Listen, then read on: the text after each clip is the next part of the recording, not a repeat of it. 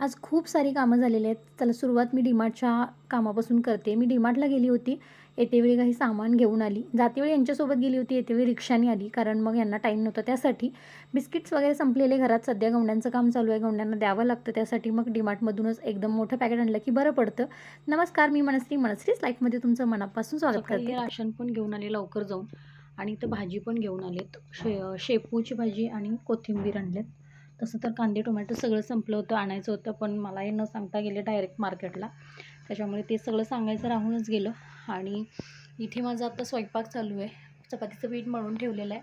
आमटी झाली, भात लावलं कुकरला आणि भाजी बघू काय करता येईल. आता मी शेपू वगैरे पटकन बनवून घेईन, नाहीतर मग बघू काय करता येईल. आता मला जायचं आहे गावी, कारण ग्रेशूला आणायला जायचं आहे. ग्रेशू 2 दिवस झाले तिकडेच होती, त्याच्यामुळे तर ती तयारी सगळी चालू आहे माझी. आणि रात्रीचं झोपायला इतका उशीर झाला पाणी मारून. जवळजवळ 1 वाजला. 1 वाजेपर्यंत मी पाणी मारत होतो आणि त्याच्यानंतर माझ्या स्किनला माहीत नाही काय होते आता. ॲलर्जी होऊन सगळं हे असं फोड्या आलेलं आहे. एकदम असं पिंपल्स होते बारीक बारीक आणि खाज पण होती त्याला. आणि फक्त चेहऱ्याला होतं.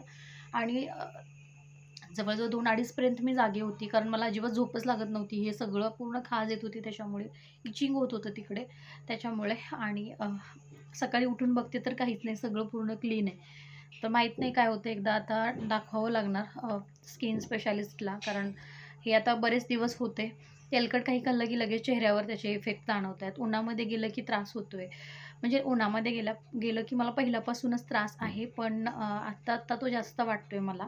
सो बघू, दाखवून बघते एकदा डॉक्टरला.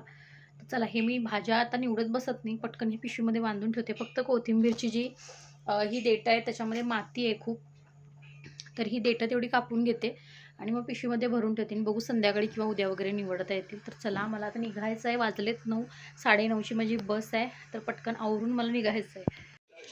तर या शेंगा आई गावाकडून दिलेली आहे. खूप साऱ्यात आमच्याच झाडाच्या आहेत. तर ह्या मी काही कट करून ठेवते अशा. ह्याच्यातल्या काही माझ्या मैत्रिणीला देणार आहे, कारण आता हे खूप आहेत आणि आमच्यासाठी खूप होतील या. तर घराच्या पाठीमागे जे झाड आहे परड्यामध्ये, तिथल्या आहेत या. तर आता ह्या मी कट करून ठेवते. जेवढा मला शेंगा लागणार आहेत तेवढ्या मी कट करून घेतल्या आणि त्या अशा मी डब्यामध्ये भरून ठेवते, म्हणजे ऐन टायमाला ते यूज करता येतात आणि खराब पण होत नाहीत. शिवाय फ्रीजमध्ये जागा पण होतो. अशा अख्ख्या ठेवल्या की जागा कमी पडतो फ्रीजमध्ये, किंवा मग त्या असा तुटल्यासारख्या होतात.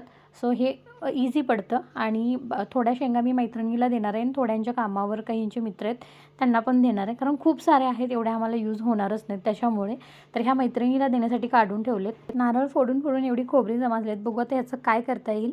एकतर मी मोदक बनवेन किंवा मग दिवशी केल्यानंतर याची भाजीसुद्धा होते खोबऱ्याची, खूप छान होते. बघू काय करता येईल. वर्षभरासाठी जो साठवणीचा कांदा लसूण मसाला असतो तो माझ्या मम्मीने मला बनवून दिलेला आहे. मी यावेळेला मम्मीकडेच पैसे दिलेले. तिनेच मिरच्या घेतल्या, तिनेच सगळं करून ते घेऊन आली. आणि इथं बरणीमध्ये सुद्धा तीच भरून ठेवते, कारण ते हाताने थोडं चोळून भरावं लागतं. त्यामुळे मम्मी बोलली की मी करते. शिवाय मम्मीने आता त्यांची यात्रा पण आहे, त्यासाठी त्यांचाही बनवलेला आहे मसाला. मम्मीवर माझ्या खूप लोड पडला यावेळेला. ठेवलं इकडं, डाळ शिजायला ठेवणार आहे. सांबार बनवण्यासाठी चटणी बनवायची आहे, लवकर करायचं आज थोडंसं, कारण हे बाहेर जाणार आहेत त्याच्यामुळे. सध्या अशी खूप दगदग होते, धावपळ होते. ह्याच्यातून पण हे सगळं करायला जमत नाही आहे. तर विचार केला की आता खूप दिवस काही केलेलं नाही आहे, तर आता करूया. रोज पोहे उपमा खाऊन कंटाळलेत घरातले सगळे, म्हणून म्हटलं आज काहीतरी वेगळं बनवूया. हे सगळे जुने व्हिडिओ आहेत. तुम्हाला माझे व्हिडिओ आवडत असेल तर चॅनलला नक्की सबस्क्राईब करा, लाईक शेअर कमेंट करा आणि बेल आयकॉनवर प्रेस करायला अजिबात विसरू नका. परत भेटू नेक्स्ट व्हिडिओमध्ये. तोपर्यंत बाय.